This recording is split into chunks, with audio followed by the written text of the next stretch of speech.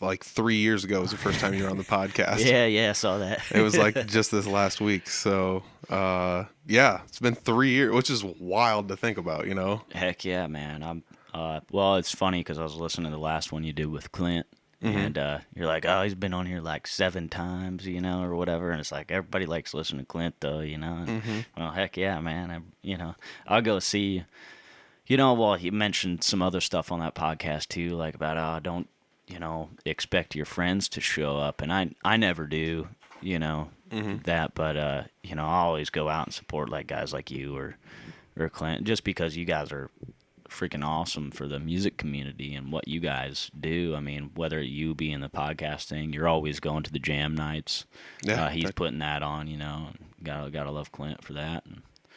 But yeah, no, I can't believe it, man. 3 years ago, shoot, I barely knew how to play, and here I am, I'm playing with a few different people now, and just doing the thing, man. Can't wait to finish up some recording stuff, which I thought was going to be finished like 5 months ago. But welcome to how recording works. Yeah, it's like Three Finger Betty's got a new album coming out.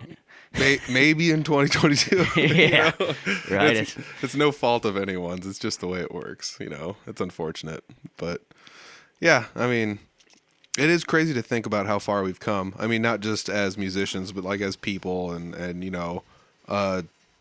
yeah, that's nice. I should have unplugged the refrigerator. Everyone can. I think everyone can hear that. But anyways, That's so all right. yeah, I mean, it's pretty wild to think that 3 or 4 years ago, I'd say it's probably about 4 or so years ago, like you and I first met, like at, I went back to school and you were going to school and we were both kind of like older than other people. Right. I mean, you were only a couple years older than everyone else, but I was, a little bit older than that. But like you commented on a Maiden shirt I had on and I was like, all right, this guy's cool.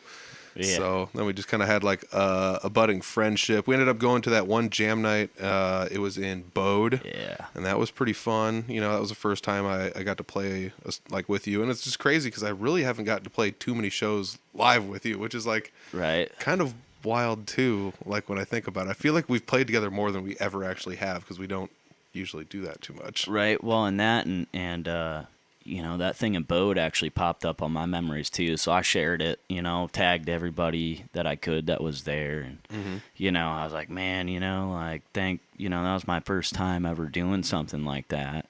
And I was just, I look back to that now. I'm like, wow, Pete, I always tell people, I was telling people the other night at Byron's, that show you and Clint played, I was like, well, Pete's one of the only reasons that I'm playing, because he took me out and did that, and I had so much fun. I was like, man, I want to do that again, and I was scared to death, but yeah.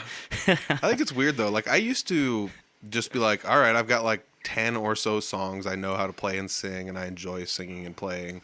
And I would just go to jam nights, and if somebody didn't sing or play one of them, I would throw it out there,